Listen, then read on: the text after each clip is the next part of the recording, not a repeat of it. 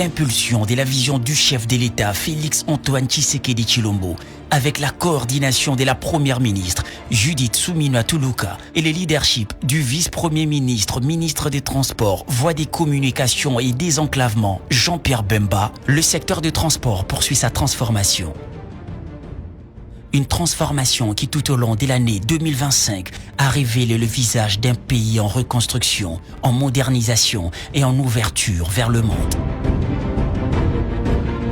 Le gouvernement a réaffirmé une de ses priorités, faire des infrastructures des transports un moteur de croissance, de cohésion nationale et d'intégration régionale.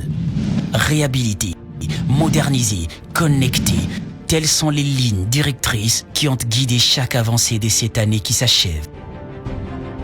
Sur les routes congolaises, 2025 aura marqué un tournant majeur avec le déploiement du permis de conduire biométrique sécurisé avec puce. Désormais actif dans plusieurs provinces. Après 7 années sans délivrance, ce permis renforce à la fois la sécurité et la confiance des usagers de la route.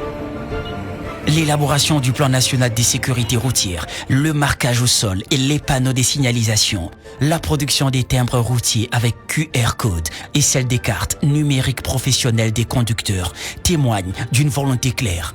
Structurer les secteurs et organiser une circulation plus sûre et plus fluide. Pour améliorer les transports en commun, 90 bus ont rejoint la Société des transports au Congo, Transco.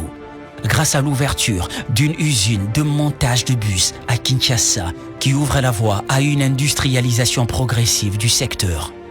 Par ailleurs, 494 bus ont été acquis dans le cadre du programme gouvernemental Esprit de vie et 8 bus ont été remis à Transacademia pour assurer les transports en commun des étudiants. Ces avancées majeures représentent les prémices d'un déploiement des bus dans toutes les provinces de la République démocratique du Congo, offrant aux citoyens des déplacements plus fiables et plus accessibles. Dans le ciel, la RDC a retrouvé un nouvel élan, le lancement de la compagnie aérienne nationale Air Congo, fin 2024, puis son véritable décollage en 2025 avec 2 Boeing 737-800, offre désormais à la population la possibilité de rejoindre plus facilement plusieurs provinces avec 11 lignes domestiques opérationnelles.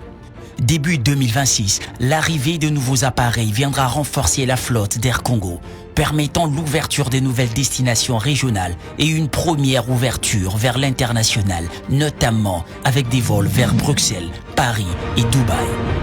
Parallèlement, de nouvelles compagnies aériennes s'implantent dans le pays. Après le lancement des vols d'Air Tanzania entre Dar es Salaam et Kinshasa, l'arrivée prochaine de la compagnie Emirates qui opérera des liaisons entre Dubaï et Kinshasa constitue un levier important des développements et ouvre de nouvelles portes vers le Moyen-Orient et l'Asie. D'autres destinations asiatiques suivront bientôt. Kinshasa s'affirme ainsi comme le futur hub international du fret et des passagers. Cette avancée et cette connectivité inclusive dans le ciel auront été soutenues au sol par l'avancement des travaux de modernisation, des réhabilitations et des sécurisations de nos aéroports nationaux et internationaux. Les aéroports de Kisangani, Bangoka et de Kolwezi ont été inaugurés tandis que d'autres sont en cours de modernisation, notamment ceux de Mbujimayi Bipemba, Lubumbashi Luano, Kinshasa Njili, Kananga et Bunia.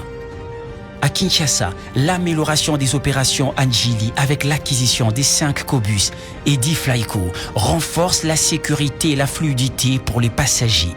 D'autres projets sont prévus pour les aéroports de Gemina et de Kinshasa Ndolo, Lissala, Bumba et tant d'autres.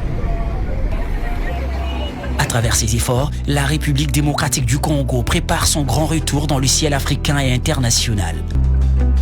Sur les rails, en 2025, le secteur ferroviaire congolais a confirmé sa dynamique de relance avec la remise en service de la ligne Kinshasa-Matadi qui a permis la reprise du trafic passager. L'acquisition des nouvelles voitures voyageurs et les travaux de réhabilitation des voies ferrées s'accompagnent d'investissements importants tels que l'acquisition des 100 wagons porte-containers neufs, 10 locomotives neuves, 22 voitures voyageurs neuves et 4 locomotives reconditionnées.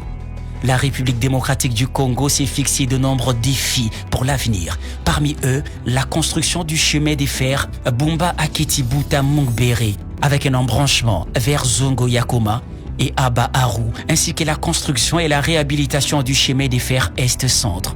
Tronçon 1, Kalemi, Nyunzu, Kabalo, Kabinda, Mbujimai, Miabi, Kananga, Mwika, Ilebo. Tronçon 2, Mweneditu, Kananga, Lusambo, Lubefu, Katakokombe, Kindu. Plusieurs autres tronçons ferroviaires sont également en projet, illustrant la volonté de la RDC de moderniser son réseau ferroviaire et de renforcer sa connectivité nationale et régionale. À Lubumbashi, la mise en service du four à traverse et de l'usine de traverse en béton bibloc renforce l'autonomie industrielle du réseau ferroviaire. 2 projets majeurs ont été annoncés à travers des appels à manifestation d'intérêt international pour une usine de fabrication des rails et une usine nationale d'assemblage de trains, locomotives et wagons. Ces installations permettront de former une main-d'œuvre qualifiée pour la maintenance du réseau ferroviaire. Et demain, grâce à la future voie Matadi-Banana, longue des 150 km, le pays accédera directement à l'océan Atlantique. Le projet du corridor de Lobito, qui reliera la RDC à l'Angola et la Zambie, avance méthodiquement en respectant son calendrier. Plus qu'un simple tracé, ce corridor est un symbole de coopération africaine solidaire. Un axe stratégique ouvrant de nouvelles perspectives économiques et attirant davantage d'investissements étrangers. En 2025, des étapes décisives ont été franchies avec la finalisation des études des préfaisabilités et la disposition des fonds. Avec un accès direct à l'Atlantique, ce projet contribuera à réduire la dépendance au corridor routier. Il sera à la base d'une transformation territoriale. Nouvelle infrastructure, emploi, centre logistique et stimulation des chaînes des valeurs agricoles et agro-industrielles. Ce projet structurant permettra la création de plus de 10 000 emplois directs et indirects, ainsi que l'implantation des centres de formation ferroviaire à Kolwezi et Dilolo, accompagné de nombreuses autres initiatives renforçant l'économie et le développement du pays. Sur le zoo maritime, fluvial et lacustre, la modernisation se poursuit. Les ports de Matadi, Kalemi et Kalundu sont en cours de réhabilitation, tandis que la construction du port en eau profonde de Banana avance avec DP World. De nouveaux ports verront bientôt le jour, comme le port sec de Kasumbalesa et celui de Kwala en Tanzanie, fruit de l'échange historique des titres fonciers entre la RDC et la Tanzanie. Le balisage du fleuve Congo entre Kinshasa et Kisangani, ainsi que la reprise des activités du chantier naval de Ndolo, garantissent une navigation plus sûre et un transport fluvial plus renforcé. Pour assurer la sécurité des concitoyens sur les eaux du pays, plusieurs mesures ont été édictées. Le port obligatoire du gilet de sauvetage, le respect du tonnage légal, l'interdiction des navigations nocturnes et l'interdiction d'embarquer dans des ports non officiels. À travers toutes ces réalisations, une évidence s'impose. La RDC se reconnecte. Elle reconnecte ses provinces entre elles, elle se reconnecte à la sous-région et elle se reconnecte au monde.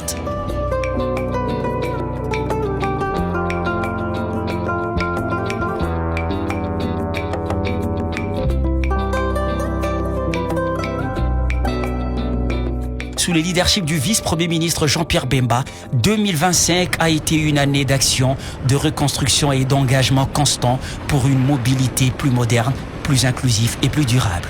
À l'horizon 2026, un nouveau chapitre s'ouvre. Un chapitre où la RDC avance.